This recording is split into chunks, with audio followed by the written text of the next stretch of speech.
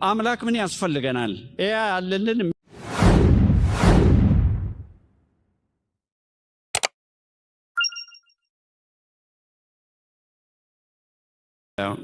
ሃይማኖቶቹን ማጥፋት ቀላል ነው።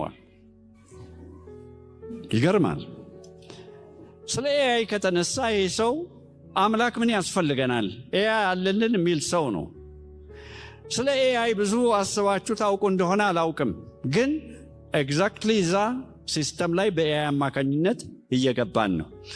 ኤአይ ከሌላው ፈጠራ ከሌላው ኢኖቬሽን እንዴት ነው የሚለየው ብላችሁ ጥያቄ መጠየቅ አለባችሁ። ሌሎች ፈጠራዎች በሙሉ ራሳቸውን አፕዴት ማድረግ አይችሉም፣ ኤአይ ግን ይችላል። ኤአይ ራሱን አፕዴት ሲያደርግ አርቲፊሻል ጀነራል ኢንቴሊጀንስ ኤጂአይ ይሆናል፣ ከሰው እኩል የሚያስብ ማለት ነው። ያ ደግሞ በአጭር ጊዜ ውስጥ ራሱን አፕዴት አድርጎ ኤኤስአይ እንደሚሆን ይነግሩናል። አርቲፊሻል ሱፐር ኢንቴሊጀንስ፣ ከሰው የማሰብ ክህሎትና ችሎታ በላይ የሚሰራ ማለት ነው። የዛን ጊዜ ምናልባት የሰውን ልጅ ከምድር ያጠፋ ይሆናል እያሉ ራሳቸው የፈጠሩ ሰዎች የፈለሰፉ ሰዎች ይናገራሉ። ሂንተን ጂኦፍሬ ሂንተን የኤአይ ነፍስ አባት ከሚባሉት አንደኛው አሁን በጣም እያስጠነቀቀ ነው ለሚሰማው ሁሉ። እኔ እሱ ሰውዬ የሚያሳዝነኝ ሐዘንተኛ ሰው ነው። አሁን ምን ያህል ጥፋት በምድር ላይ እየመጣ እንዳለ ስለሚያውቅ እያስጠነቀቁ ነው እነዚህ ሰዎች። በጣም የሚገርመኝ ኤአይ ብቻ ሆኖ አይቀርም።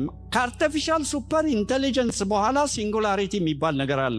ሰውና ማሽን የሚቀላቀልበት የማይለይበት፣ ኮንሽስነሳችሁን ምናልባት ማሽን ላይ ዳውንሎድ የምታደርጉበት። እነመስክ ሞት መሸነፍ የሚችል ጠላት ነው።